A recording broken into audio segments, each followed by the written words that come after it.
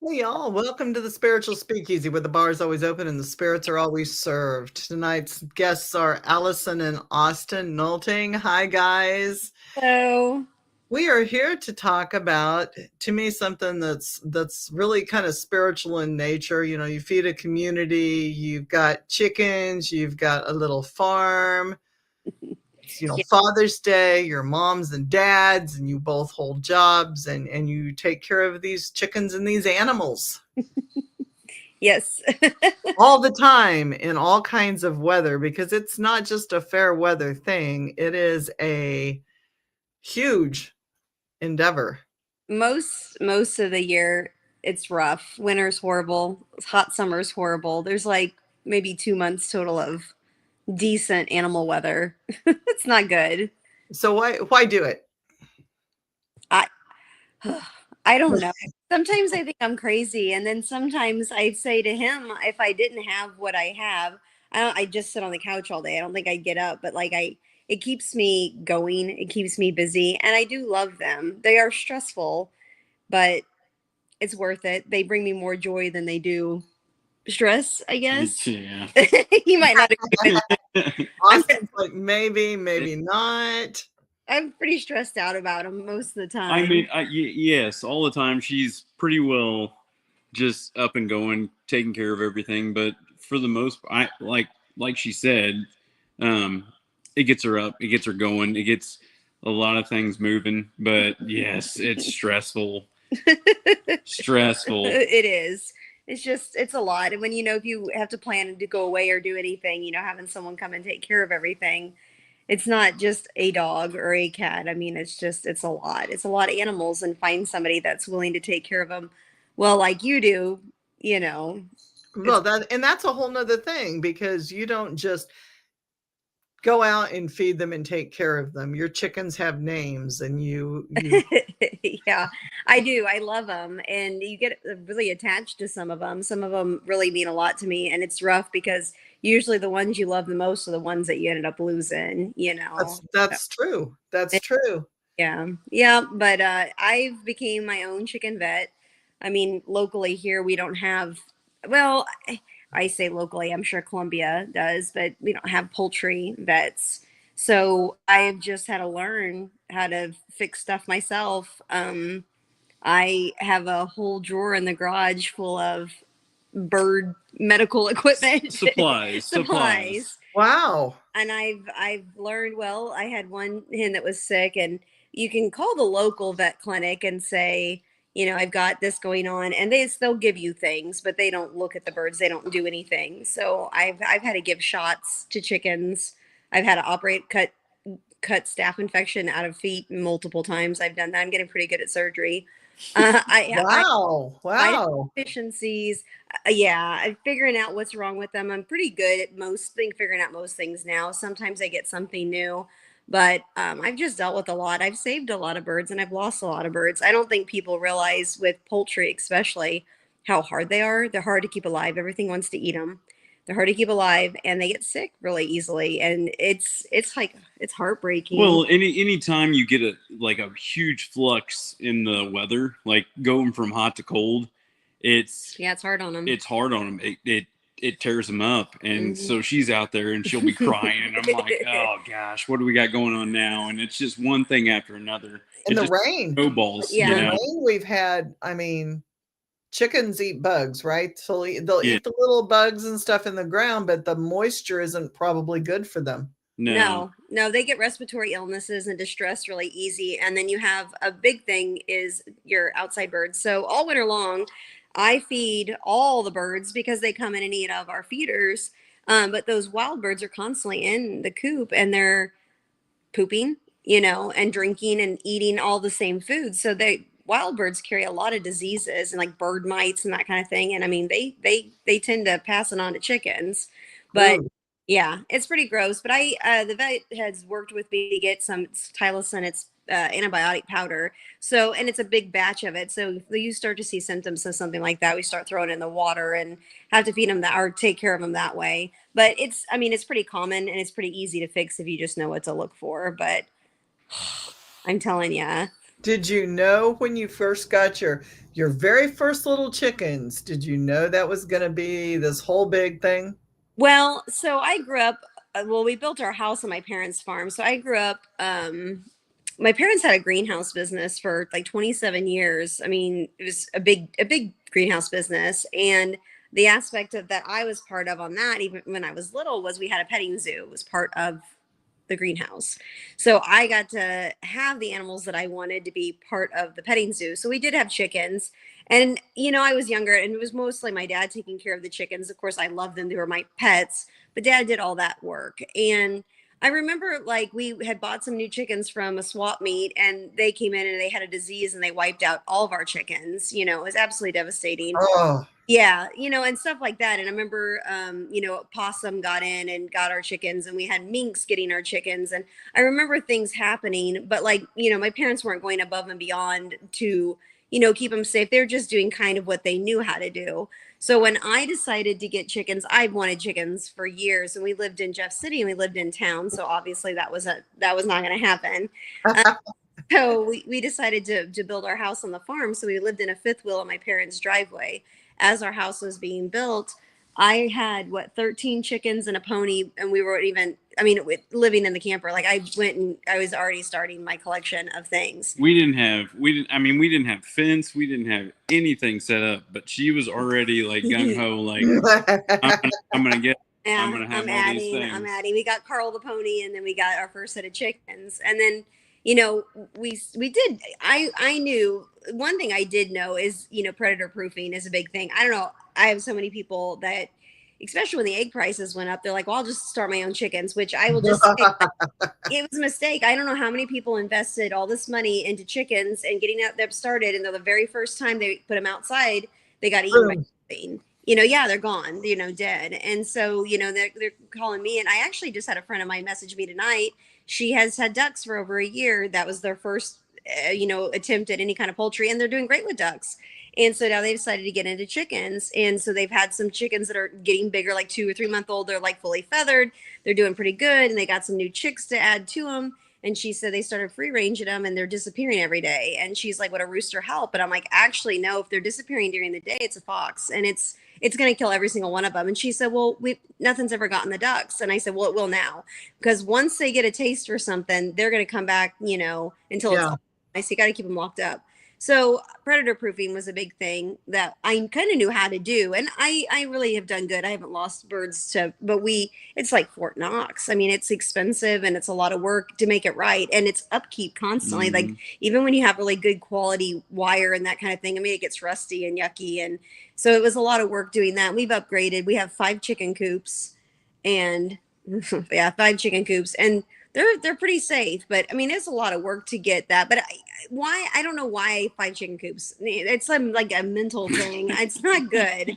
Like I had my chickens and I loved them, and I had all brown egg layers, and then I'm like, I'd really like to have some colored eggs. So I add some color eggs and then some different layers. I'm like, oh, I really want the speckled eggs. So I get some of those. I'm like, I need another coop. And then I think my thought process was, I'd get like specialized birds. I'd have all the AM simony hens and roosters that are the all black. Their organs are black. Everything about them's black.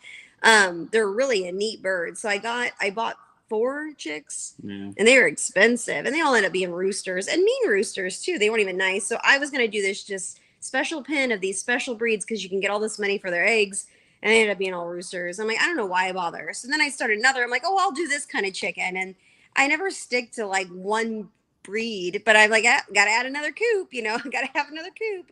I'm telling you, it's chicken math's a thing. Yeah. Well, I mean, we had ducks for a little bit. We had quail for a little bit. It's just geese. Yeah, and we had the geese, and it's just constantly evolving. But now she's to the chickens now. But you kind of learn too, like what you have and like what you like and what's not worth having. And I like the quail. They're just very dumb and they die easy. And one day, one quail decides that they hate another quail, and then they all kill that quail for no reason. Oh no. Yeah, they're not good. They're not good. I didn't enjoy having quail. And then we had the call ducks, which were a little bantam duck, and I did enjoy. I had those for several years. And then one day I'm like, I just don't want ducks anymore. So I sold those flocks off, and I'm like, oh, I'll get. Well, there's just so much maintenance to ducks. And they're dirty. They're dirty. You have to have. Ducks poop a lot. I mean, sure, You chickens do too, but duck poop's kind of slimy in a different. Oh Yes. yes, and you have to have water all the time because they get in and poop in their water. Well, they instantly. use the water to help digest some of their food, so you have to have constant water in there. But the water is always just dirty, Oh. disgusting. So it's there, and it doesn't sound like fun either. No. But these were like the teeny tiny. I mean, they're tiny ducks, full grown. They're itty bitty, and so they were cute and they were less messy. But we ended up with a couple geese, not by our choice. It was someone said that a duck had been killed on the road, and there was a couple of babies they picked up, and they knew I had ducks and I had baby ducks under heat at the time. And they said, would you take them? And I'm like, ducks on the highway, whatever. I went to pick them up, and I'm like, oh God, these are geese. These are geese. So yeah, and I asked the people. I said, was this a Canadian? Was this Canadian geese? And they're like, what's that? I'm like, the Canadian goose. Like, everybody knows what a Canadian. They didn't know. So like, I googled a picture, and they're like, oh yeah, that's what the mom looked like that got hit. I'm like, it's a Canadian. Like, I can't have Canadian geese. So. Nope. I did make the phone calls and try to find, and they're like, just let them die, like let nature take its course, which I didn't quite do that, but I also I let them stay here, but I didn't really take care of them. I was like, well, you can, if you're gonna die, you can die on our property, but like you can stay here. And they stuck around and they survived, and they were 2 years. 2 years probably, yeah. And they were they weren't really. I mean, they were definitely not pets. They weren't nice. They were mean, but they stuck around here. And it was a male and a female, and they are the nastiest things, the nastiest birds. I mean, as they're getting it in their mouth, it's coming right back out their butt. I mean, nasty. Yeah, nasty birds. When they flew south for the winter, it was like the best thing that could ever happen. Yeah. Like, ugh. Like, I would never have geese at my property. Turkey, I'd like to have turkey, but I've also heard that they're easy for predators to pick off, and I don't want to keep them in a coop. I'd like them to be free range. No, they're more, they like to roam. Yeah, they do, and the hens will nest on the ground somewhere, and usually that's how they end up dead. Because we did have guineas. Guineas. Guineas. You're familiar with guineas? Yes. Oof. No, that was a mistake. They're a mess too.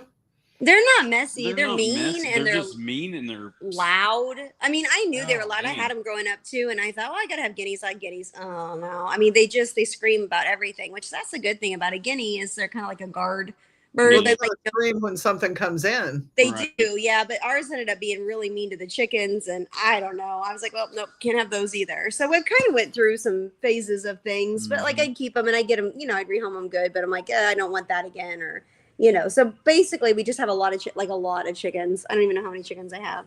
I don't know. It's expensive. It costs a lot to feed them. That's another misconception. People think if you let them out to free range, if they don't die, like you don't have to feed them, you still have to feed them, and they have to have grit. They have to have there's all kinds of things that. You can't they just don't live on bugs and grass. Yeah, no, they don't. And then, like you said, there's snakes and there's predators and things that are going to get them. Even Everything wants to kill a chicken. Everything wants to kill a chicken. And they do. I mean, they do kill chickens. I have a friend that she full-time has a real nice hatchery, and she's very with it. She knows how to take care of her birds, and she is real safe. And she still had the whole side of her house. And this isn't like central northern Missouri, I guess. Yeah. A whole side of a house ripped off, and she had 50 of her very, very expensive show quality birds gone. 50. And one night something ripped off the side of her house, and they found bodies in the tree. So they figure it was like a whole family of raccoons, but I'm like, she had help me out, screws. They were like the big building screws like you use. Yeah, they're like a 2-inch screw. Yeah, that was in there. It was into 2x4s. And not a bobcat or anything like that. She's had bobcat problems too. She was originally thinking it was a bobcat, but they found some kind of you should have seen the scratch marks on the door. Oh, it was definitely. She said a whole family. She was guessing raccoons, and they did find a few still alive. They say, but for the most part, it was. Oh bad. My gosh, how heartbreaking! It was very heartbreaking, especially because she'd been working. That was her grow out pen. It was going to be her breeding pairs. That was going to be her moneymaker. Well, I mean, she was going to make some eggs and stuff, and that would be so hard to get more and start again because she's been working on these really amazing new pins. There's like steel. I mean, they're like predator proof, but it's just changed the way she's doing things. And that's what you have to do. I've had so many people message me. They're like, oh, mine got eaten, you know. And the other thing on that is if you have them get eaten, and then you'll see a lot of people say, oh, my whole flock got wiped out last night. I'd like to replace it today. I'm like, no, you need to fix the predator problem first, because why would you spend, first of all, why would you even spend the money until you got the problem fixed? I don't think people understand, honestly, that they don't understand. Like, once they've had the chicken meal, they want to come back for the chicken meal. And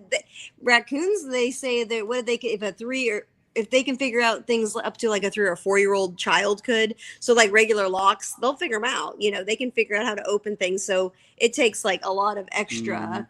A lot of cat that can do that. I mean, he sits there and he watches you do things, and then he copies what you do. Yeah. So these animals aren't stupid. I mean, they've survived in the wilderness. They know that. And I mean, if they're hungry enough, they're going to find a way to get in there. That's the thing. Yeah, that's another thing too. Like, you know, people put up chicken wire, and the big thing on chicken wire is designed to keep chickens in. It is not designed to keep predators out. Well, so and your snakes can go through any of that stuff. Oh, yeah.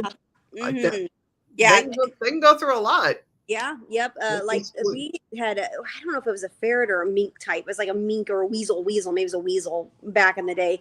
And oh man, I mean, they could get through the tiniest of holes. And and the worst thing I think is that, you know, when they kill chickens, they like rip out their throats and they don't even eat them. They're just like, okay, I'm done. And then they leave. It's like, thanks for murdering everybody for no reason. Like, it make you feel better, at least if they ate it. Oh my gosh. And see, that's heartbreaking too. That's like crazy. That's what I think raccoons do, is it their head, their brain or something. I can't remember. There's several ways of telling like what got by what part's been eaten. But hawks will come down and land on them, you know, and usually you can tell when it's a hawk, because a hawk's not going to take out a bunch in the same day. Usually one, and it leaves a big pile of feathers, because the first thing a chicken does to try to save itself is shed its feathers. So usually is a big pile right in the middle of the yard where the hawk got them. And we have hawks like crazy here. They sit on top of my chicken coops, and I'm like, that's why I can't free range.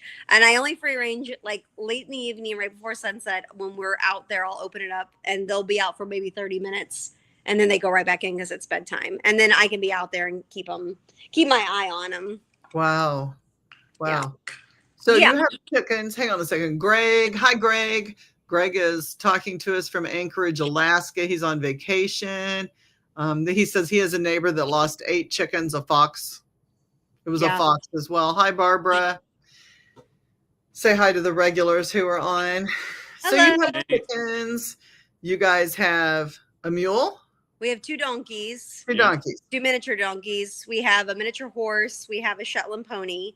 We have 9 goats. 9 goats. Yeah, 9 goats. We have cows, but they're in they're with my dad's herd. Yeah. So they're all our sons. Yeah, it's a money maker for him, and money goes in the savings account. We did have, my cousin offered me a Highland cow, and those are the real fancy ones that everybody wants. But she had a leg issue she was, I guess, born with, and we honestly just didn't want to. We didn't want to. Well, we couldn't put her with our cows because we just couldn't. Because of her leg issue, we couldn't let her get bred, and honestly just don't have enough fenced off area here right now. But we have a guy. We've had all of our bids. And a guy's supposed to be coming to fence off more of our property so we have more room. The other thing, like, we have the donkeys, which I love. I had a donkey growing up. Was one of I grew up with horses. I have a horse too. I mean, we have 4 horses, but one's mine. It's on my parents' farm here too. But I had a donkey growing up. I got him when he was like barely 3, and he came from a Mennonite family, and he was my everything. I rode that donkey all over this farm every day, all day. I mean, if I wasn't in school, I was on my donkey riding on the farm. Like, I loved him so much. He was a big part of my life. So I always thought about getting donkeys again. Now, donkeys are another thing. People have huge misconceptions about them. They are great. They have amazing personalities. They're very unique, but they're a desert animal. So they, in climates like Missouri, like, they don't do good in the cold. They don't have the same kind of undercoat that like a horse or a cow has. It's weird. It's wiry type. It's desert hair, wiry type hair. Wiry. Yeah, and they don't like to be wet or cold. So if you go out and the donkey's got any kind of snow on their back and you touch them, they will collapse. Like, they absolutely just like fall. They can't stand to have like that cold or wet touch into their skin.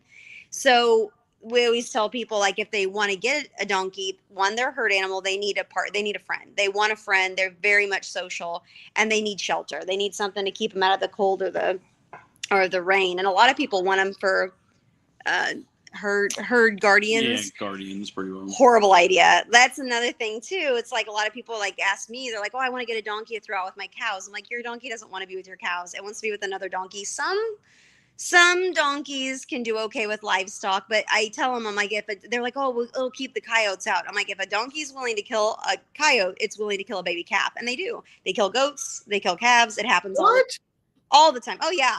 Oh, my donkeys would. They would absolutely kill my goats. Calvin would. I mean, he's awful. Like, we have to keep him separated. And it's not because he wants to be mean. They're just ornery. They want nothing to do with other livestock. I mean, you can probably find 1 out of 15 donkeys that would be okay, be safe with them, but most of them kill livestock, you know. So that's another thing I tell people. And we have a friend that has them or got one and threw it out with the cows, and its feet are horribly overgrown. Well, that's what happens. It's like a horse. They have to have regular, feet maintenance. And they're like, oh, we don't know what to do about that. I'm like, you have to pay someone to come out or haul it somewhere. And they're like, we don't even know we could catch it.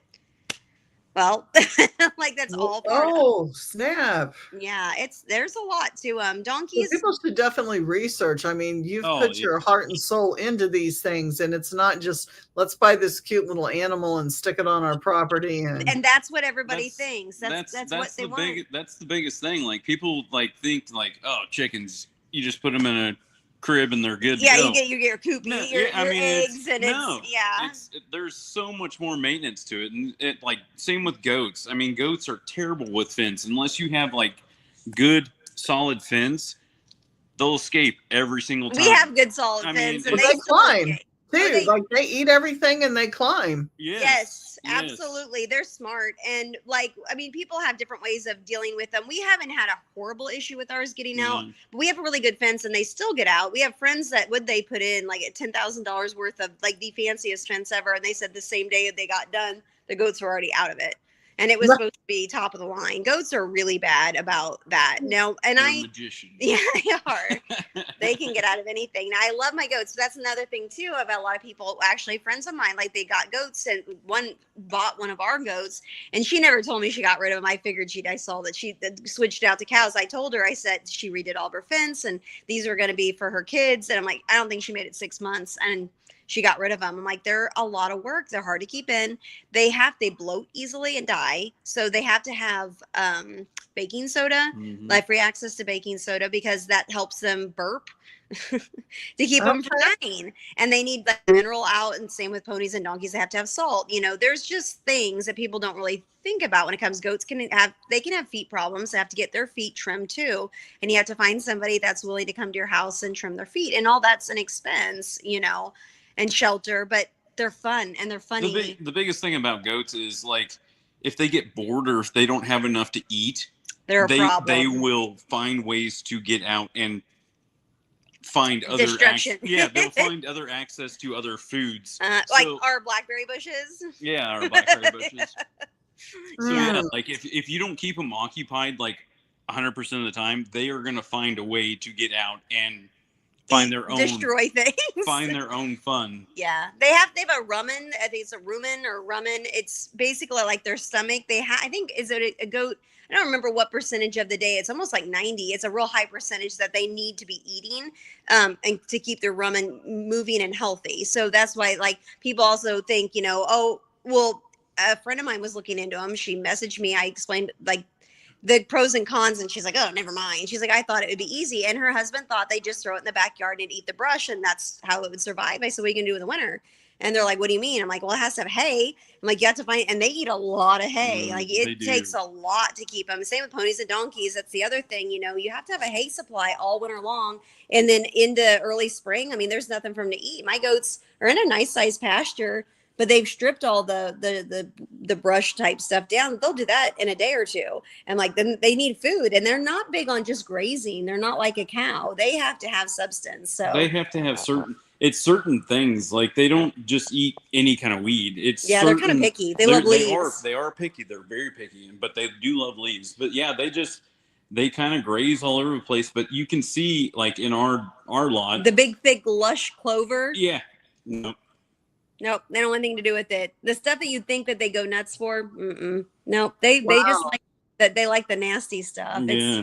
They're weird. Yeah. For sure. Yeah. So here again, you can't just go buy a goat and think I'm going to have goat milk. This is going to be great. Like, no, You got to milk that goat. That's why we ended up with our last goat, Coco, and she was pregnant, and the lady had raised sheep, and her brother had sheep, and said, you need to get a nurse goat. And they said, because sheep aren't good parents. I've had sheep in my lifetime. They're not real smart. They're super cute, but they're not excellent mothers. And a lot of times she said that they'll need a nurse goat to take over the babies. So she got a milk goat, a Nigerian goat. And I don't know what she was thinking, because when she got it, she was surprised to find out when the vet came out that it was pregnant, and she didn't want a pregnant goat. And I said, well, how'd you think you're going to get milk? Like, I mean, so I don't know. Yeah, like there's a process there. I thought she would. I mean, she was a mother, so you think she'd understood that. But anyway, so she decided. Yeah, like, I don't know. So she got this goat, and she said that the baby lambs were all over it, and it hated it. And she said it's just upset, doesn't like being here. So she was going to ship it off to an auction, like the next day, if she couldn't find a home for it. And I'm like, oh, she'll abort. Goats stress really easily. They don't take to new environments well. They get coccidia from stress. Like, the goats are kind of like finicky. So I'm like, they're going to ship off this pregnant. She's been moved from her home from forever to these sheep, and the sheep were trying to nurse her. She was upset. She missed her herd, and now she's going to ship it off to an auction. I'm like, no. Oh. Like, I didn't need more goats, and I didn't need another pregnant goat, but I had talked to him, and he's like, it's fine. So I bought her. I had to pay for her, and the girl brought her out, and she screamed her head off. She was so unhappy. I'm like, no wonder the lady wanted rid of her. She just screamed all the time. But you have to keep them separate from the other goats, because slow introduction. Goats don't get along that great. Sometimes they never will get along. They kind of find their buddy and they stick with their buddy. They do good as a herd, but they have a friend. There's usually like a connection. She didn't have that with anybody. So I had her in a separate pen within the goats, and I keep watching her when I was at work on my camera, and then all of a sudden she was gone. I couldn't see her. So I called my mom, and my dad's like, I'll go look for her. And he went out there, and she jumped. I don't know how she jumped the fence. She was huge pregnant. Jumped the fence and got in with the other goats, and they were all fine. They all seemed to get along great. Yeah. And she ended up popping out. I told Austin, I said, we'll sell the babies. I'll sell the babies. I don't sell a baby. No, I love them all. It's a problem. And they're both little girls, and they're the cutest little girls ever. So I'm like, what's 2 more? And that's why we're like, we need to fence off some more property. So I have 9 goats now. I started with 2, and I wasn't going to have any more than 2. And now I have 9. Yeah, but I love them. I had a Billy, and we had nannies that had babies, and that was it. Live and learn. Lots of live and learn here. Yeah, that was fun in February. Yeah. It was not fun. So I grew up with goats too. I had goats growing up, and we lost a few. We had babies. I mean, typical, usually, you're taking a chance when you breed goats. And I loved my goats, and I didn't want anything to happen to them, but I had this real pretty Billy, and I was thinking, I knew they were getting older, like breeding age. And I thought to myself, the Billy was. And I was thinking to myself, I'm like, I wonder what like the gestation is on a goat. And I Googled it, and I can't remember. It's like 5 months. I don't know. It's not very much. But I was like, wait a minute. So I'm like, oh, Lord. I'm like, they're going to be having these things in the dead of winter. Like, such a bad idea on my part.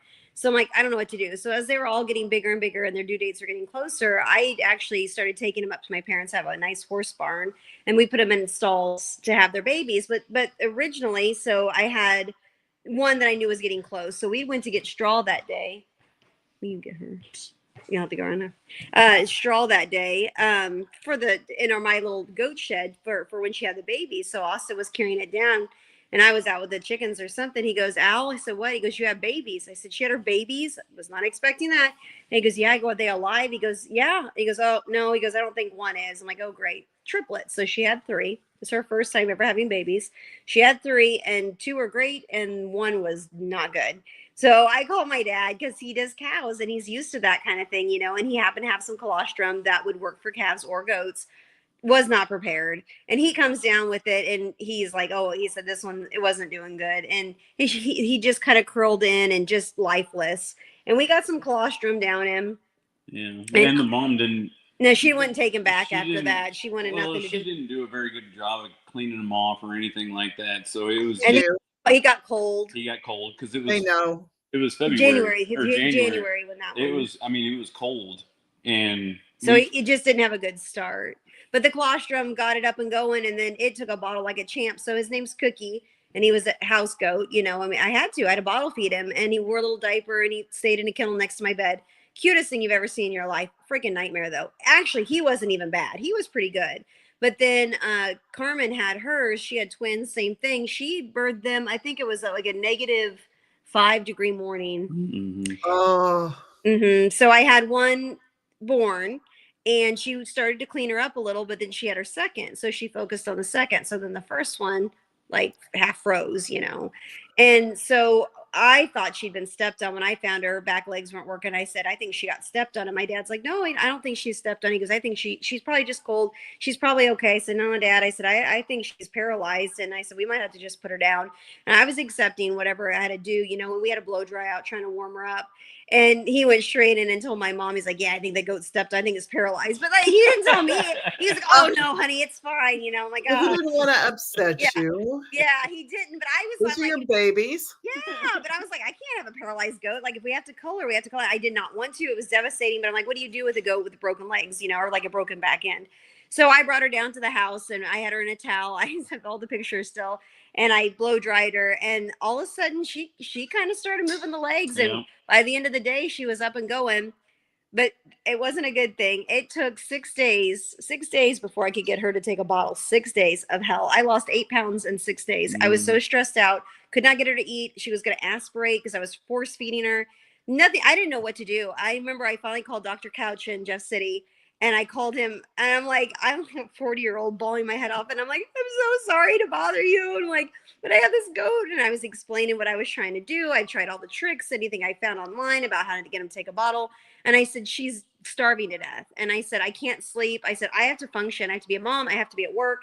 I said, I can't sleep at night. I said, this is hell. And he told me he raised sheep pretty much his whole life. And he said, I had one that took 7 days. He said, hang in there. He said, you can either force feed her and make her aspirate and die, or you can let her starve to death. He's like, you're doing the best you can. And then I remembered that a friend of mine had let me borrow some, it was Rooster Booster, but it was for sheep. It was vitamin B. And it was for like encouraging suckling, or for like hunger. And I don't know why I never thought about that in those 6 days, like the one thing that could help. And I put some of that on the nipple of the bottle. She sucked that thing down. I cried. I'm like, she's gonna live. And then I was so happy. And she did great. We ended up having both of them in the house. It was winter. Can't throw them back out. They'll get pneumonia. Goats will get pneumonia very easily. So they had to stay in until the warm months came. So what were they in our house, like almost 3 months? In our house, in our basement, but in our house. And I will tell you what, not fun. That was horrible. That was a bad experience. I'm like, never again will I have baby goats that are born in the winter. And I got rid of my bill. You say that, but I've had baby goats, just not in the winter. I can't do the winter again. The winter is bad because they just don't stand a good shot if they get cold, you know. So I do love baby goats, but so all the TLC and the nurturing and you're trying to work and take care of your kid. if I was at home like full time or retired or something, and you could focus more time on it, yeah. But trying to like get her again, what is she doing now? Cat tearing up something. Well, that's what they do. That's what they do. It is what they do. That's another thing. Yeah, cats and dogs. Oh my gosh. Hi, Jim. Hi, James.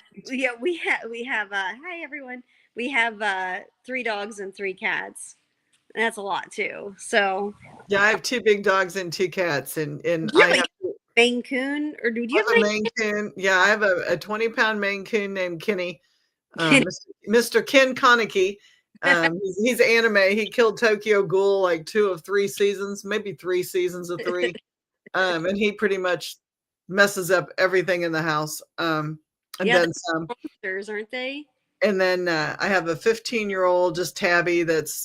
He's huge. He's very fat, and Kenny chases him up and down the hall. Now, my son's German Shepherd, and then a Shepherd Husky Labrador mix that was a puppies for parole dog. So I think I knew that. I think I knew about that one. Didn't you guys used to have a pug, or do you have a pug? We did have a pug. We gave it to one of the officers at FRDC. Or he wanted it, and we just couldn't. They're high maintenance. Oh, high, we I know. mean, We have not, not the dogs aren't high maintenance, but we were moving and Pug was very stubborn and wasn't, we call his name was Pug. Pug wasn't, I'm Pug not was good Pug. with names. Pug's name was Pug. And Pug wasn't very good at house training. Yeah. You know, my No, big dogs house trained really easy, but little dogs just they do what they want to do. They don't do they what you They're do. want. stubborn. Well, They're very stubborn. our French bulldogs that way. That's one thing they're really known for. Is it? She wasn't too bad, but oh man, I don't know what it is because I've had a Boston Terrier before I had the French bulldog, and God love her, she's got the best personality, but she's not real smart. She's No, just I had Chihuahuas too, and they ripped the wallpaper off the walls and they chewed up the floor. And yeah, it was just I couldn't move with them. yeah. Well, we have friends that had pugs. They had Batman and Robin, and Mhm. oh, I don't know how those dogs survive every day. They were the dumbest two dogs. I loved them. Batman and Robin were the best. Dumb, gosh darn, they're dumb. And then Yeah. yeah, and then Batman died, and then they like right after Batman died, they got a call. They live in Kansas City that there was a pug abandoned. They found it in a field, and at some point it had been like hit and had a broken leg, and no one did anything about it, so it was healed, but it was not right, and it was an old dog, so they ended up taking him and named it Alfred. So they had Batman, Robin, and Alfred, and then they had another Casey Pet Project dog that they named Ivy. So they had quite the. Oh my gosh. But Yeah. Big dogs are so much easier. I mean, they just are smart and they do their yeah, own thing and they entertain themselves. yeah, I don't know. Yeah, I'm with Or you. they sleep a lot, so you don't have to do a whole lot. You know, upgrade their toys every now and then and give them treats, and they're happy. Yeah, that's They're definitely happy. more work when you have the little ones, especially inside. That's for us. We have the German Shepherd, and then we have our Heel-Aussie, and they're downstairs. They've got a doggy door, so they can go into the basement, but they have a big fenced-in yard, so they can go and they're self-sufficient. They have auto feeder and water, tons of water to play in and drink. But like Gertie's inside, so when we go on vacation, that's the other thing. Cats are pretty sufficient for themselves. Nope, Sleep nope. several litter boxes. Maine Coons are not. Oh yeah, they're probably a little more Litter high box has to be changed twice a day because they'll poop on the floor in front of it if there's anything in there they don't want to have to step on. And yep. high maintenance. Yeah, cats. I grew up having cats. We didn't have them inside really. We had outside cats. Just didn't have a lot, and we did have inside cats, but not very often. And so when I got, we had Olive and Martini. We got two for my sister. They were going to be our little outside garage kitties, and they were amazing. I just gotten them fixed, and I got home from work and shut the garage door and went inside, and I went back out to get something. The garage door didn't quite look right. Well, I'd shut Olive in the garage door on her head. Yeah. Horrible. I still think about it. It's just a nightmare. She is gone, but I still have Martini, but then he felt bad for Martini. So I'm like, well, he needs a friend, because Olive's gone. So I was actually online Craigslist looking for a neighbor's house cleaner, a cat. And I saw the cutest thing I'd ever seen in my life. I've never seen anything cuter than that cat, never. And I sent it to her. I'm like, "What? This is the most precious thing I've ever seen." Well, they're like, "Well, we decided we don't want a cat." And I'm like, "I'm gonna go get her." I think we paid $20 for her, which people are like, "You paid for a cat?" Yeah. And the girl's like, "Oh yeah, $20 because calicos are rare." I'm like, "No, like calicos aren't rare," but she was worth it because she was the cutest thing. Brought her home, and she was gonna be, outside kitty. No, she was way too precious to ever go outside, so she became an inside kitty. And then Stella, I went to the swap meet, and there was the cutest other little calico cat. And I'm like, yeah, she'll be outside. I told Austin, she'll be outside. She's going to go outside. And Austin goes, no, she They're won't. not outside. Yeah. They're inside cats. Yeah. Nothing ever goes outside except for the chickens and the. Yeah. We're mixed on the cats. I love them. They're very sweet. We made the mistake of not getting them fixed. They're just inside. Really wasn't an issue. They're always good. I'm like, I could get them fixed, but I'm like, why? I mean, they're fine. They're just two females. They're not gonna. They got really bad. Like they were not using the litter box like they should be. They were crying all the time with their little I need a man cry. I'm like, I was really not enjoying them. Finally I broke down. I'm like, why don't we just get them fixed and see? And we got them fixed, and they are two different cats, aren't they? They're wonderful. They're quiet. Yeah. All our pets are fixed, and it makes it so much simpler. You don't have to worry about it. And Yeah, well, I've always gotten my dogs and our outside cats fixed. I don't know why. I didn't. It just never really thought about. Oh, gotta go get the cats. I don't know why. I guess I thought because they really nothing in here to get them pregnant. But I didn't realize the difference in night and day. And they're great. They're great now. We have no issues. They're so different, you know. But Oh yeah, yeah. yeah. What's that? Well, Kenny now he's going to be 2 years, or he is 2 years. I'll have to stop and think. He's close to 2 years old. He's within a few weeks of being 2 years old, and he's fixed. He can't be declawed. You cannot. Oh no. Maine Coons you can't declaw. Yeah, I can't. And he's starting to mellow now. Now he's coming within his own gentler self. He doesn't kill you every time you pet him. I think he still sometimes has a death wish, but like he looks at you with those eyes like, yeah, I could eat you in a heartbeat, but most of the time now he'll sit next to you and you can get one or two pettings in before he Yeah, grabs you and bites you. Yeah. With his little polydactyl, he's got the polydactyl paws. Yeah, Mm-hmm. so he like grabs things and picks it up and puts it, and he can snatch your hand or your wrist and it goes in his mouth and he chomps and then he just looks at you and it's still hanging, your wrist is hanging out and he's got this look like I'm going to walk off with it. Mm-hmm. Yeah, yeah. I don't know. I feel like cats. I think if you got injured and you were on the ground and couldn't get up and you couldn't get help, they'd eat you. They'd eat you. Yeah. I don't think they'd think twice about it. No.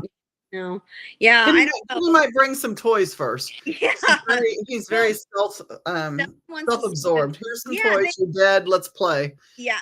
See, in ours, not really. They don't really play with stuff. They've never. They could even get them to do like the little string with the little thing at the bottom of. My mom got our son one for the cats, and neither one of them ever really cared about it. But Stella's real lovey-dovey. She's always been. She cuddles the dog. She comes to bed. She sleeps in her bed. Or Merlot, she just stays out here, and she's wide-eyed, and she loves me. She doesn't care for Austin. Like she's okay with Austin, but like. She doesn't run off when he comes in the room, but she's like, we're not friends. No, Weezer is Chris's cat. Like Weezer has been around as long as Chris has been around. Like shortly after Chris and I got together, Weezer came into the picture, and Weezer, that is his buddy. And it's so funny because he lays on top of him and he pets and he loves and he nugs. And if I go to put my hand on Chris, Weezer will go underneath it and push it away and then make sure that I don't, if I bend down to give Chris a kiss, Weezer will come up and give Chris a kiss real fast in between. Like he's just really possessive. This is my guy and you're not touching him. And yeah. Isn't that funny? Aren't they funny? I don't know. And I feel like dogs are weird about things too, but like dogs are just nothing. They're just nothing like cats. No, not at all. Not the same personality at all. No. James, he bought a baby duck in 4th grade and it got really big, really fast and made a big mess. Yeah, ducks will do that. They grow fast. And they do. Mm-hmm. They do. High Perceived Paranormal East Coast team. Happy Sunday. You wanted to work for a zoo, but they made you wear a mask. Yeah, masks are nah. Yeah, I can't imagine working outside with zoo animals and having to wear masks. This is a horrible story, but it's funny. It's on the lines of zoo. I same thing with me. Like I thought, oh yeah, I could do something like that. Honestly, I don't think I would want to work with animals. They always say growing up, mom said I used to say I wanted to be a vet. I don't know. I can't handle the sadness of that. Like I think helping animals is amazing, but like the other aspect I can't, and I don't want to be part of that. And honestly, I'm not really good with blood. But the zoo thing, like I think that'd be so neat. And my old coworker, her daughter was working at the zoo in Kansas City. Mm-hmm. And she had worked at the aquarium in like Atlanta, Georgia, and she got this job over there. And she didn't have like she's got a really good education, but she can't ever decide what she wants to do. So this job was more just a regular, not maintenance, but like if they tell you to go clean up something or feed something, just general worker. And she said that there was an elephant there at the zoo that had been around, I was like 60 some years old or something. And this particular elephant was famous. It was one that they used possibly in like the movie Water for Elephants. Yeah. It's been in commercials. Said she'd been around forever and she was an icon. And, like I said, she'd been in all these big movies and stuff. And so she retired there in Kansas City and said people would go to see her. Well, she died. So they said they got this big announcement in that the elephant had died, and it was devastating because they said she was like their star, their star pig, the big thing, that they loved her. So she said that they had special guests come in, and she was a big deal. All these people came in and they did their tributes, and they, told her story and blah blah blah. And then after it was over, said like the 15 of them left there. They're like, you're told to stay. So they kind of cleared the exhibit where she'd passed away. And they said, come back here to this back room. And she's like, what are we doing? They're like, well, you'll see. And they're like, who here can operate chainsaws? And a couple people raised their hand. Yeah. And Oh she's like, no. yeah. She's like, what are we doing? Well, she couldn't do a chainsaw. So they gave her a different kind of something rather. Anyway, she's like, what are we doing? And that's what they had to Oh do. Yeah. She's like, are you kidding me? And they're like, no. And they fed her to the other animals there. And they're like, how else what do you no. think we do with them? Like when big animals like No. that die, they feed the other animals with it. They're like, we can't bury it. Like, how do you think we're gonna get her out of here? So they had Oh. I'm like, and she's like, we spent like a whole day mourning this elephant just to cut her up and feed her to something. I'm like, I had never thought about that. Oh my God. I mean, think about it. Like, what do you do with the dead giraffe? What do you do with I the mean, I hippo? figured they incinerated. I don't know what. Well, where do you get an incinerator big enough? I don't know. I But figured she they'd said have one about big it, like, enough. it's What the horrifying. hell? I'm shocked. I'm like, oh my God, I'm heartbroken. I know, but I mean, I Oh. guess they're gone. When we've had, I think we've lost my old show horse died old age. He was really old, and then my donkey when he died. My dad always buries them here actually in the field that we built our house in. But dad goes about the tractor and he buries them, and I think about that a lot too. I'm like, that's big enough. With cows is a little different, but the horses and stuff, we bury them. We don't ever want to see them again. We want to put them in the earth. And I tell you what, I'm like, I was thinking about that. I'm like, I guess that's true. I guess that's what they have to do there. But Oh I my don't think I'd God. come back the next day. Like, man, I'm good. Like, yeah, Well, pretty. okay, but they stuffed. Okay, I think they did. You remember the St. Louis Zoo was his name George or something? Remember the great big gorilla? I haven't been to St. Louis. I'm, I'm They so much had him older. taxidermied. I'm so much older than you. This may have been like way back, but no, I really am. But I grew up with him, and then I think I was probably I want to say I was in my 40s, and he passed away. He was one of the oldest gorillas, the great, big, huge Big, massive. gorillas, and they taxidermied and put him out like he's in the gorilla house. I mean, it's kind of neat. I guess I would thought that's what they did with the animals. I mean, what don't do you know. do with an animal of that size? Like, what else do you do with them? Yeah, I mean, like I said, I guess, and they do taxidermy elephants. I mean, that's a thing. Because, I mean, you see them at, But I mean, couldn't they have taken his head and taxidermied it or and, something? maybe they did. She didn't say. She just said that they spent the better part of the evening hacking it up. And they could have. That could Oh, be. that's just, But that's Tiger King shit. I know. I'm sorry. It's so messed up. I mean, it really is. Tiger King shit. It is. Oh. I just stuff you don't really think about. And I actually just saw, it was like a TikTok about like weird laws in Missouri. And there was one about something about hauling a bear. And people are like, that's stupid. That's not. They're like, yeah, it is. They're like, it's a real law. And I can't remember exactly, but something to do with hauling live bears. And I'm like, I know why that's a law. Because I know the person that hauled a bear and got in trouble because there was a little zoo outside of the Lake of the Ozarks. It was a little safari type, and it got. Right. Do you remember that? Yes. And it went defunct, and they kept a lot of the animals for a long time. It was really kind of sad because you'd see like kind of zebras and whatever, and it was all overgrown. Anyway, well, they had a grizzly. I guess when they were parting out some of the animals, there was zoos and rescues and safari type places that would take certain animals, but some of them they don't want interest in. Well, he had a grizzly bear, and this was a very, very old grizzly bear. I don't think it was in great health.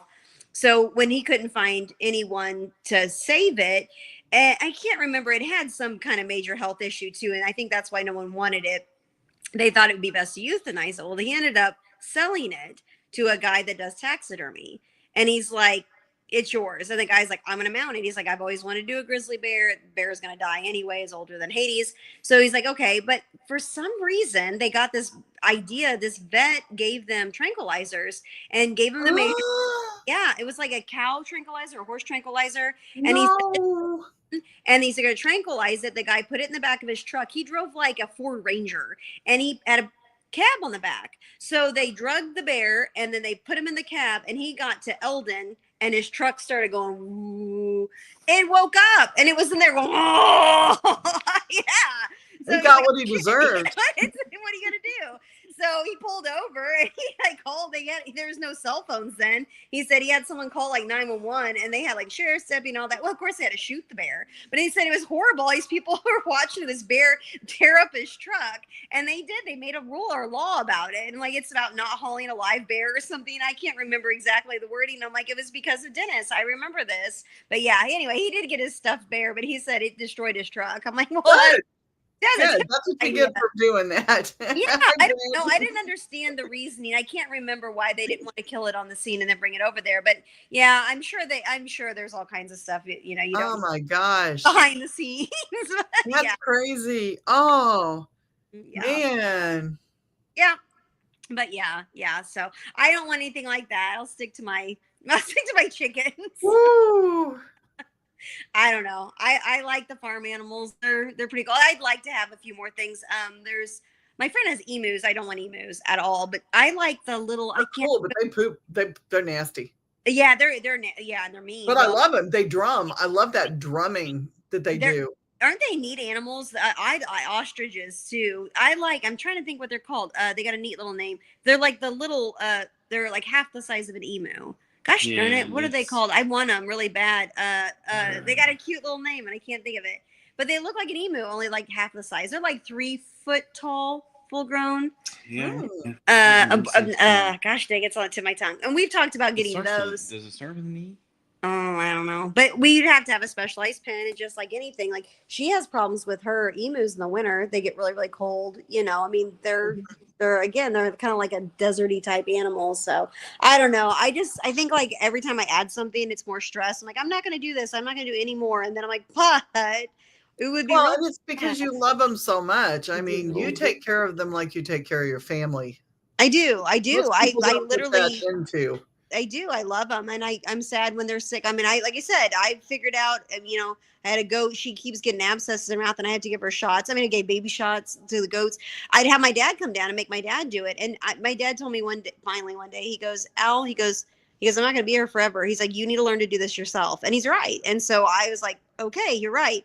So now I have to give my livestock shots and all those things, but I'm glad he made me do it because I just, I don't enjoy that kind of thing. I say it goes back to me not want to be like a vet. I don't like causing any more pain to something, but you have to. I mean, you have to just save their lives, I guess. But yeah. Well, and that comes with it. Like, yeah, you have to do things that you just don't want to do, not comfortable doing. But yeah, I mean, like you say, you kind of don't think about with dogs and cats. You just take them to the vet, but when you got poultry, and I know there are some poultry vets. I'm curious on how much some of that would cost. If you took a chicken to the vet, I don't know if it would be, I don't know if it's worth the price. I bet some people spend some money on them because they get all egg bound. Ugh, that's a mess. The chickens Yeah. Oh yeah. I've lost a few that way. It's horrible. And then sour crop. I make chickens puke. Ugh. They get this real nasty sour crop, and you've never smelled anything. You smell chickens barf. See, and I can't like. This is funny. My cat Kenny eats canned duck. Like he eats organic duck. Kenny is fancy as hell. Kenny is bougie. Very bougie. And I open up that can, and half the time I open up that can, I start gagging. Like I'll clean the lid, and his poop smells so bad. Anyway, like he poops out like a human. Like he takes a shit in the box. And so it's because of his size. I mean, I think it's because it's so big. I mean, like the other cat, it smells bad. But when Kenny poops, it's like a human-sized poop in the litter. Like we have an extra large litter box, and it will take up, this much of the litter box. And then he gets the zoomies, which is even worse because I think when he starts zooming, the after smell like wafts through the house. Yeah. And I'll be sitting there in the family room, and he'll take a poop in the bathroom where his litter box is, and you'll hear him digging, and instantly you're like you just start gagging because the whole house smells like somebody took a dump in the middle of the family room. Yeah, that's the downside of cats. I mean, he's just and he covers. I mean, he covers with the carpeting and he covers with everything around him. He tries to cover with, and he just doesn't do a real good. Come here. You want to say hi? Want to say hi to everybody? Oh, he's like, thanks for telling me about my turds. He's like, hey. He's exaggerating. They're not that big. They're not bad. Look how cute he is, though. Look at his paws. Yeah, he's big. Maine Coons are neat, though. Come They're here. really neat. I like the Bangles, too, but I've heard some stories about those. Look how big that is. Yeah, that's a big cat. Well, of course he poops big turds. Yeah. He's like 50 pounds. He's a big old boy. Aw. Our girls are right here asleep. Just, I don't, here, let's see if I can. There's Myrrh. And Back down? Okay, get down. can you see Stella? I don't know if I got Aw. Yeah. Hi, He's Stella. like, I don't want to be on TV. Yeah. Hi. Yeah. Well, my other cat came in. That's they pushed the door open to the podcast room, and I usually close it. I thought I had it tight, but it's not cat proof. I always digs at the door. It's annoying. Nothing's cat proof, but they have to come in on my podcast and they want to say hi to everybody. And Aw. Well, I think that's sweet. I had put a Gertie up. She's obnoxious. She is obnoxious, so she didn't get to be part of this, did she? Mm-mm. No. Aw, And our son fell asleep really early tonight, so Yeah. spent a lot of time outdoors. we today we didn't really do No. much or whatever, but yesterday we went to the coconuts at the lake, the outdoor water. His brother-in-law works for Sight and Stricker John Deere, and they had John Deere Day there. Yeah, they had a yeah. They brought like tractors and stuff into Oh, how fun! to the pool. Yeah, I mean, I guess they do some kind of partnership or whatever. But we got to go. The kids got to go in to the water park for free, so we got to spend our day doing that. So it really takes it out of you. And I think he was catching up with that today. We're talking about how tired we were. Austin golfed today. He did that with his dad and brothers for Father's Day, and it's like that's being outside to say. I didn't do much today. I was pretty lazy. I did spend a lot of time staring at my chickens, but that was fun. 9 o'clock is a late podcast time, and I have a lot of East Coasters, and so that's like 10 and 11 o'clock out their way, and so it gets crazy. And I'm like, it's a great time slot because they'll watch it Monday morning, like on the way to work, so you get those hits for people watching. But it's just like you're just like, oh man. Well, I'm usually in bed by like 8. Oh no, Like, and yeah, you we'll you do don't 9 work o'clock. tomorrow I'm though. like, I'm so old. I'm like 9. I'm like, Isn't that funny how it changes? That timeline changes. I mean, I could stay up at the bars till 2 or 3 in the morning in my 20s and 30s. Now it's like Chris has to get up at 4 o'clock in the morning when he goes to work, and his little part-time shit. And yeah. 4 o'clock in the morning, let me tell you, that's early. We go to bed at 8:30. Yeah. I don't know. I feel like that's kind of not him. Austin stays up till midnight pretty much every single night. Yeah. But That's my downtime. That's my Well, you kind of need it. relax to decompress time. yeah. And she gets up early. I get up really So early that's because her I have to take care of all the decompress animals time, so in the it's- morning. Yeah, that's the thing. Oh gosh, in the winter you're talking about the weather. Oh my gosh, like in the winter, we have these ice cold, freezing temperature weather, and you have to go out and break ice because you can't. Yeah, waters freeze over. So I go and put all my winter clothes on and go out. I can't even open the doors; they're all frozen shut. It's a nightmare. It's like an hour's worth of work for 5 chickens. It's like in the morning, I'm like, ah. Oh, Yeah, so when you get to spring, it's like you forget how wonderful spring is, and you don't have all that. But we've been dealing with that. The Missouri weather's been horrible this this year. rain has been. The Well, wind. everything is Yes. shifting. So now it's not so much, It's almost Oklahoma and yeah, Kansas that are in the tornado alley. Now it's us. shifting to us Yeah, now. and I mean it's a whole new ball game when you've got all these animals and stuff out there. And I know a lot of people that have lost theirs in tornadoes and stuff. It's terrifying. And I have horrible storm anxiety, horrible lightning. We've lost cows to lightning. I think about that. She has anxiety all the time. Period. So I get that, but I don't have storm. But in Jeff City, it cuts off. Like we don't get the damage that goes around us. Even like East End and like it'll pick back up in Holt Summit and those places, but it skips us most of the time. Yeah, you're very lucky. We are fortunate. We just don't have any trees and stuff around where we built in the field, and we had 70 mile per hour straight line winds the other day for 30 minutes straight. So It did damage, and we lost some of our fruit trees. Like, but I looked out the window and I was just seeing it, like the rain going sideways, and I see this roof of something fly by our back through our back window, or by our back window. And I just said, Austin, I said, I thought it was like one of my chicken coops. And I was devastated. I'm like, they're gone, they're dead. And he said, no, it's one of our storage sheds. I'm like, oh, thank God. You're like, but It no. was one that we've had it for a while. It's kind of, it was already on its last leg, but we still snapped our fruit trees, and our garden was sideways. But anyway, the chickens, we do, all of ours are, everything's anchored down here in concrete and that kind of thing. Doesn't matter. I mean, you can still lose stuff. But I looked out and I was like, oh, my chickens are all alive. But there was one particular coop. They're all out in the middle of that. I'm like, go in your house. Go in your house. They don't. They're like, just die. We're here waiting to die. You know, they're not smart. They're not smart. But yeah, so that's the other thing, is just trying to get through this weather, and then it's going to be the heat next. The heat's awful. So that's coming. Yay! Next big project is putting a window into the silo. Chicken coop. We have a big chicken coop silo, and it gets hot. Anything over 90 degrees will kill the chickens.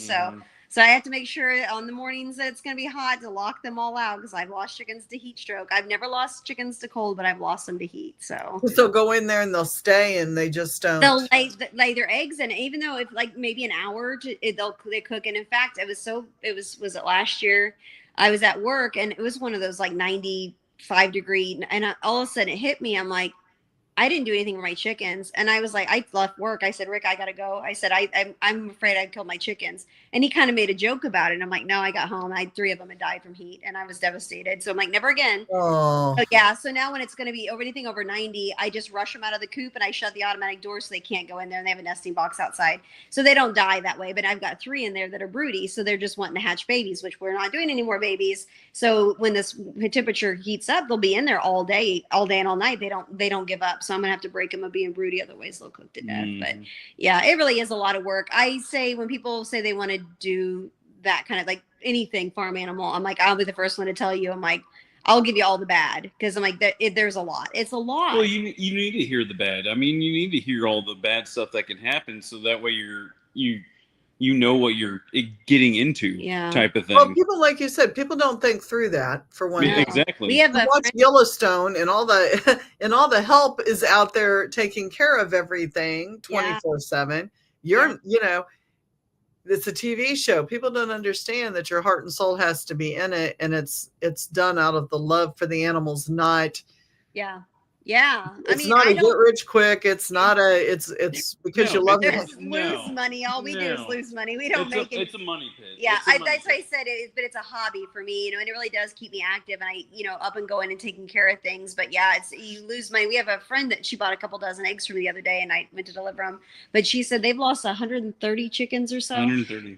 They decided to put a chicken coop up out at their farm where they're not at, and she said, the automatic door shut early one night and left them all locked out. So they all got eaten, and then so they got more chickens, and then she said the neighbor, some dogs got them, and they got more chickens. The foxes, and I'm like, quit getting chickens, like just stop doing it. You're not going to be there to take care of them. Yeah, that's what they put about on their farm, which is outside of town. No one living there. But no one's out there. No one's monitoring anything. And when I get night, I've got automatic chicken doors. My chickens go in or whatever, and I still will look out the window, make sure nobody got left out, because they're pretty safe in their house with a chicken door. But anything can break through that run at night. So if you have something that's stuck out, and that's going to draw stuff in to kill them. So I'm like, you have to stay on it. Those auto doors don't always work, and so. I say it's a lot, and I know some people have done it for years and years, and they don't have a good setup, and they've been fine, and that's great. I just know for the most part, it's a lot of work, and it's expensive, but I love it. I do. And the eggs, I mean, how pretty are the eggs? And we love the eggs. I mean, and that's the community part of it too, is you share those, and we had eggs all the way through the egg shortage, and we had eggs that were cheap eggs. All the way through the egg shortage, instead of paying $7 a dozen for shit that was nasty. And those are old. Those eggs are old. Yeah, mine are always fresh. And I you'll see, I post on Facebook. I'm like, come on, somebody help me! I got 8 dozen eggs here, but it goes in spurts. Like I really never have more than 8 dozen sitting there. And then somebody had a girl message me. She's like, I want 6 dozen next week, and she had never bought from me before. So like I never have really a problem selling them, except for my Banny eggs. Nobody ever wants Banny eggs. They're the little ones, but they're really not that much smaller than because Banny chickens are like a fourth the size of a regular chicken, but their eggs are about half the size of a regular egg. And that's pretty much what we eat. We don't eat the big eggs. We just do the little ones because we have a lot of them and we bake with them. We eat them. My parents, I give them, and I love the little Banny eggs, but that's when people just, they aren't interested. And so I'm like, I've got a lot of Banny chickens for not being able to sell the eggs. Oh no. I know, but I get it. I mean, I understand, so, but yeah, it's fun. I really do love it. And sometimes I think, maybe I should cut back a little. And then I'm like, no, I'm good. I'm good. Like, I do like doing this, I really do. I think it's the joys, like I said, more than the pain and the stress. But if you're high stressed, it causes you a lot of stress. Yeah. I've got a really bad anxiety issues anyway. And I sit there and think about all the worst case scenarios for things. But I mean, I've had the bad stuff happen, again, everything's learning lessons for me. And that's why when people reach out about certain things, I'm like, here's what you can do. Here's what you do. And I have so many people reach out to me about, like, this is what my chicken's doing. What do I do? And I'm like, it's kind of nice for me because like, I feel like, yeah, like I can actually help because I've done that. And I have helped a lot of my friends with their issues and stuff, which I do like, I like being able to help people and I don't mind answering questions and helping them. But I don't know, like I said, for the most part, sometimes people get chickens. I'm like, I feel sorry for those chickens because they're going to die. Well, yeah. You gotta do. And they're like, oh, my grandma had chickens and she never lost. I'm like, okay, I'm like, This ain't your grandma's day anymore. Oh, you think about that, my mom made me laugh because, I worry in the winter about them. Oh, it's going to be too cold. I don't do the heat lamp. I'm not about to do anything like that. They get a box fan in the summer, but I don't do heat lamp. And anyways, I said, like, you think it's too cold? You get a week of negative temperatures, I'm like, oh, what? It's too cold. What if it's, and mom's like, do you think the people, back in the 30s, like heated their chicken coops? She's like, would you think that the Mennonites are out there heating their chicken coops? Oh, God, no. Yeah. And that's true. I'm like, no. And then she's like, and guess what? Those chickens are alive. I'm like, it's true. So I'm like, I did the first year I had chickens and ducks. I had over 50 and they were in my garage for a week and I set it up because I couldn't stand them being outside in that cold. And all I did was mess them up because I brought them into a heated garage, but it doesn't get that. I mean, it's warmer than outside. It's not super, super warm, but I put them in there for a week and I waited till the weather stabilized and I put them back out and I started losing chickens. They started getting sick and I'm like, what the heck? But I messed up their system. And it was a learning lesson for me. Don't bring them inside. Like draft free coop that safe. And when they're not in that cold air or whatever, I make sure that they have where they roost is wide enough for their bodies to sit on top of their feet. They don't lose their feet. I've had frostbite bite on their combs usually they look pretty bad for a while, but then they kind of regenerate and get healthy again. But I've never lost one to the cold. And I know that I made a mistake that year. I'm like, oh, I'll never bring in birds again. Well, that would be hard because like you said, they're used to the temperate and then, and now they got to go back out and it's drafty and it's cold and Well, and it's not so much the temperature and stuff too. It's just you move them from one coop to the next like area, then they just kind of just get stressed and they just kind of just stress like is a big one. It just kind of messes with them, and then you move them back out there and they're like, what is going on? Yeah. Like, why are you moving me from this place to the next place? Yeah, that's very true. The chicken stress really easy too. Like there's high stress times, but that we have got medicines and stuff now that are for high stress times. If you're adding new chickens or doing certain things, moving them around or whatever, you give it this powder. It helps with their because they stress out. Like I'm telling you, like I don't think anyone realizes how sensitive some of that stuff. Chickens are sensitive, super sensitive. Sensitive. And I lost my favorite little hen. She's a little Banny hen. And I let one of my favorite mamas hatch 3 babies, and I ended up with one rooster and hen that I just love them. I love them, and they go everywhere with me in the yard, and they fly up on my shoulder. I just adore them. And she got sick, and she tried to have her first egg, and it messed her up, and she ended up dying. She was in the garage for like a week dying, and it was horrible. Oh my gosh. Oh, it was. I still think of her all the time. And I'm like, oh, and that's when I'm like, you know what? I'm done. I don't want them anymore. I'm like, I'm gonna get rid of all of them. But then you can't. That would have been traumatic for you too. Like you can't do that. They're family. 5 permanent coops. built out there. Like you can't breathe now. Like it's No, you're stuck. You're stuck. like, You it's will there. keep these chickens and you will like them. Well, I just would tell myself, like, once those all die of old age or whatever, I won't replace them. And I did do better for a while. I haven't really bought a lot of chickens lately, except for a swap meet. I bought 3 young pullets that ended up being 3 roosters. So now I have 10 extra roosters. Yeah. It's not good. Oh So, Yeah. So if anybody needs a rooster, Yeah. we've got some. Yeah, to get rid I've got of. plenty available. So now I'm just feeding a bunch of boys that are pointless, but they're cute. But yeah. no. So Well, they're family. they are. I I mean, carry those. it's like having an extra kitten, you know? Like, Yeah. you're just going to keep them around. Oh, look at that. Yeah. Austin found a little kitten outside of work the other day, and he sent me a picture of it. I'm like, bring it home. He's like, I already called the animal control. They're coming to get it. I'm like, dang it. Like, the cat distribution system favors you. You don't turn the cat to animal control. It's a cute little black kitten. Whatever. Oh, everybody needs a black kitten. I know. Nope. Apparently not us. So No, we got 3 cats. yeah, he's like 3 cats is plenty. We don't need any more. whatever. We'll see. No, I actually think I'm good on cats. I don't know. Cats are. We're good on dogs too. Dogs are a lot. I think I'm at the point in life too when our dogs go. We're good for a while. I love dogs. They're amazing. But Yeah, I've said that. Like, I've got my son's dog, and then I've got my dog, and when they're gone, there's no more dogs. I'll stick with my cats. Yeah. I'll always have, Kenny will be around for a long time. Kenny's going to be around for a long time. Kenny's going to be old when I'm old, and Yes. But finding people to watch your animals is hard. Like, you can't travel. My dad And does we travel a lot on the weekends, and it's hard. Yeah, my parents do it for us, and because they live right next door, but they're getting up there, and that shouldn't be their responsibility. I keep thinking, like, I need to find. A lot of people ask me, like, well, why don't you just ask about an FFA kit or something? I'm like, yeah, I think next year, because every year we go to Florida for a week with the in-laws. I thought, like, I'll see if I can find an FFA. I gotta find a kid that has been around them and cares enough, know. And is not just a kid, like someone that's responsible, Right. That would actually come out here and not just come out here just to hang out for, actually check and make sure. Because I told my dad, like, one thing with the chickens, it's like you have to watch. I have huge auto waterers, but every once in a while they'll step on one of the cups and it flips upside down and it'll be drained and gone, and there won't be any water. And you have to look. You actually have to pay attention and stuff. So, right. I don't know. It's just hard, and it's hard to trust people with they're like your kids. Mm-hmm. Yeah. Mm-hmm. Yeah. Mm-hmm.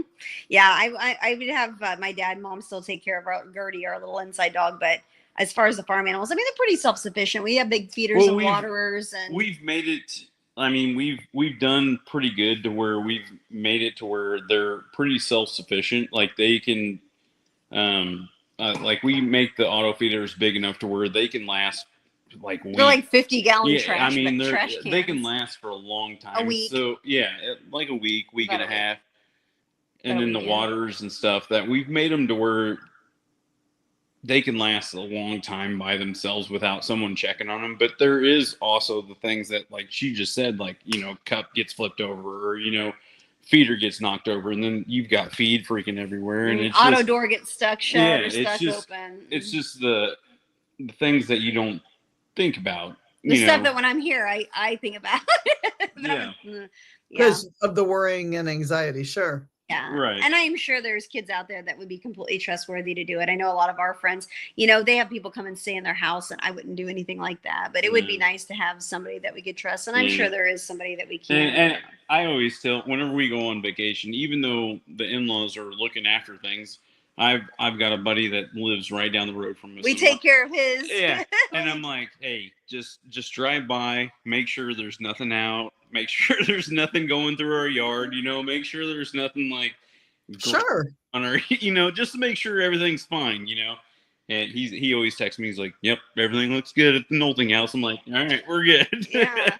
Well, you have to. We all help each other that way. Yeah. Yeah, my dad checks on our stuff a lot, but we also have our neighbors right down the gravel road. It's a Mennonite family, and he'll send me messages sometimes too. He's like, hey, you've got to go stuck in the fence or this or that, So, like, it's nice having neighbors. We do the same thing. We look out for each other. Yeah, absolutely. It's nice having that, but I don't know. It's just a big responsibility. It's a lot for someone, and finding somebody that I could trust and that kind of thing. But that's the other thing I think about too. I'm like, Austin, I can retire in 10 years. And Austin's like, what's going to happen? He's like, are you going to, I'm like, yeah, I think by then I'd have to whittle down what I have to where if we wanted to go on vacation or if I wanted, like, if I'm retired, I can take care of whatever I want. I can add more animals. It's not going to happen. We're going to get more. Guaranteed. No. No, but okay. So So wait, let me backtrack. I can retire in 10 years, but You gotta have a cute Why little cow betties. yeah. Little cow betties. Yeah, Aw. her nose is about 2 foot long right now. She's lying. No, if I retired, I could have whatever I wanted, and then 10 more years after that, he can retire. So I'd have 10 more years to get whatever I wanted. She says he. Yeah. No, I don't know. We'll see. We'll see where it takes me. But yeah, so far I've really enjoyed it. I like to have the different animals, and there's a lot of other things I'd like to have. Like I think alpacas are neat, but then you have to find someone that can shear them, and I don't know. There's certain things I think I'd like to have, and then I don't know. Well, I don't know what I'll end up with. Yeah, you're gonna end up with emus and alpacas. We'll cross that bridge when we get there, I guess. He's like, I want a zebu, the little miniature cows, the little miniature zebus. So we literally bought, like, she found this corn crib on the internet. So you know what a corn crib is? You know what a corn crib is? It's kind of like a silo. It's like that's a silo. The see-through, whatever. Right. Yeah. So she originally wanted this thing for peacocks. And I'm like, oh my gosh. Okay. So me, my dad, a buddy from work, her dad, we go to this house in Mary's home, and we actually didn't do any of the work. Like the guy that owned it, or the dad that owned it, and his son, like they took apart this whole thing, like loaded it on this trailer, and I'm like, all right, so we bring it home, and she's like, I don't want peacocks anymore, and I'm like, we just did all this work. What? I did. Well, I like peacocks. We had one peacock growing up, but like not for very long. She was dumped at our house. But I did a lot of research into peacocks, and they have a lot of health issues with them. And you can't let them free range because they'll scratch the shit out of your car and sit on your roof. Dad hated the one we had because she'd sit up on the roof of the house and go, "Help me! Help me! Help me!" And he'd come running out and say, "What's wrong? What's wrong?" We're like, "Huh?" And he thought it was us screaming, "Help me! Help me!" I'm like, "Nope, peacock up on the roof." He hated her. Yeah, so I'm like, yeah, I don't know. I hear they have a lot of health issues and stuff. So I'm like, no. So we made the corn crib into a nice little. It's like a gazebo patio, yeah. But anyway, that worked out well. Yeah, it did. So anyway, but yeah, who knows? They say the world is my oyster. Oh boy. And on that note, she thinks of it, and I just kind of make it happen. Build it, make it happen. Yeah, works out great. Yeah. And let her have more pets. He doesn't tell me no. That's his problem. Never tell him no. Yeah. Sometimes he needs to tell me no. Probably should tell him. It's fine. I think you would do it anyway. Yeah. Oh yeah, she would. Because she knows then it would be a yes. Yeah. Oh yeah. Okay. Yeah. No, I don't regret. I did tell you one time I was like, no, we're not doing another cat, or is it a cat or a dog or something? You're like, can I? I don't want another dog. Like, no. Was it a cat? I think it was a cat. I'm like, no. I don't really want another cat either. No on the cat. But you see them and they're so cute, and then yeah. If one showed up here, but that's what my mom used to always do. She'd bring home a cat and be like, "Look, Eric, look what just happened to show up here." So I don't know. I think we're good. I don't know. Like I said, who knows what I'll end up with, but it's been fun and I like it. And I do think it's a great hobby for people to have, but they just need to know, like, it's a commitment. It's a long-term commitment to a lot of work. Yeah. Yes. Well, they just need to do some background on it. Just see what you're getting yourself into is the thing. Yeah. When I started doing videos for my friend that wanted goats, and I showed her my fence and I explained what they need and blah, blah, she's like, never mind. She's like, oh, she's like, she's kind of like, you can just throw it in the backyard like with like a dog. And I'm like, no. And she's like, no, never mind. I don't want to do goats. I'm like, yeah, goats. So much more to them. They're so cute and fun and funny, but yeah, they're a lot of work. And ponies and donkeys aren't bad. I mean, you worm them, you get their feet trimmed, and they just kind of exist, and they're not terrible. But I know we have a lot of people that come out here to look. They call it the funny farm to see our stuff. But it's all set up really nice and organized and cute, and it is. And I get it. I would have been the same way. We like to go look at houses out in the country, like they've got a cute little setup or little animals or whatever. I'm like, I just love it, you know. So I like people coming by and seeing it and telling us that they like it. Like, oh, you got such a nice little place here. I love your little animals. I'm like, I don't know. That makes me happy. Except for when it's too cold and too hot, and And they get sick or they die. and then you're not happy anymore. See, Yeah. that's the flip side of that. You have to be in it with your soul and your heart. You do. Yeah, absolutely you do. I wouldn't have any of this if I wasn't, because it's not worth it. Like you said, I'm not making money off of it or anything, but I do care about them. And we've had a lot of rescue situations. I didn't pay for either one of my donkeys. I didn't pay for the mini horse. The only one I bought was Carl. The other ones were like, please take it for whatever reason. The people couldn't take care of it anymore, and it kind of got dumped on us. And he said we should be a sanctuary. We've become a little bit of a sanctuary, kind of. Yeah, which is fine with me. A lot of ours have been last minute rescue type things. That makes me happy too. I just like knowing that they're at least safe here. Well, they've been given love and a chance to be okay for a while. Yes, that's exactly right. They're eating well, that's for sure. Well, at least they're not eating the elephant. That's a whole thing. Yeah, I think that a lot. Yeah, is it really? When she was saying that, I'm like, well, I guess it does make sense. It does make sense. No. If she was like a movie star and all that, they would have had her stuff. No, any of them. I just can't get past that. Yuck. No, they fed them to the tigers and the lions. Yeah, they said anything that ate red meat, that's where they were supposed to distribute the big elephant that they. That's Tiger King. That's it really is. It really is Tiger King. Like that is like made over Tiger King, just in real world. Yeah. Type situation instead of a reality show. Yeah. Yeah. Well, I don't know. I think that was pretty real too in some ways. Well, yeah, that's true. Yeah. I'm like, yeah. Yeah, I'm pretty sure you're right. Ooh. Yeah, it's pretty nasty, but yeah. So, I mean, that's pretty much what we got going on here. Said it's fun. It's fine. I'm fine. Yeah. It's fine. I'm fine. Everything's fine. I'm sure that says that. Like, but yeah.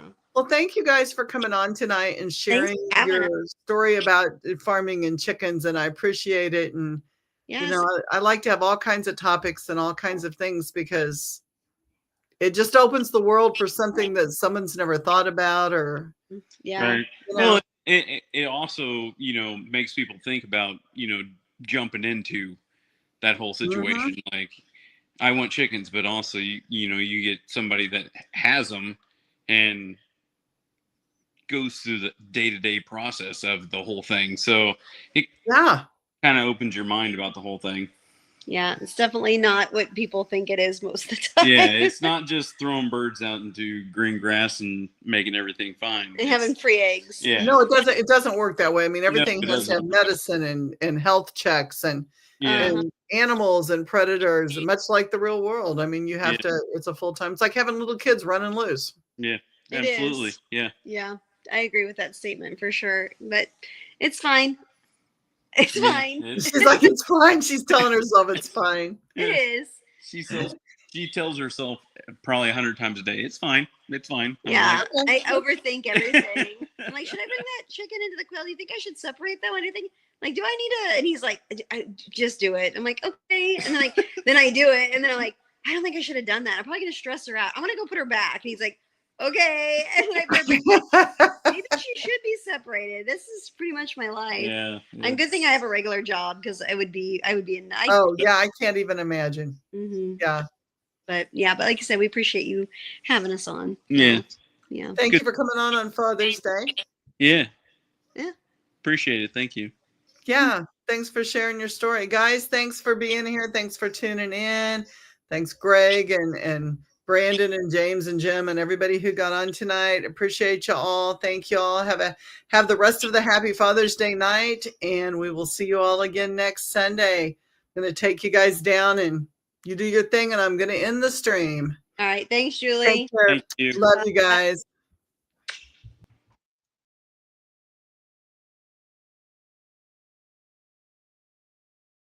Ha ha ha ha ha ha ha ha ha.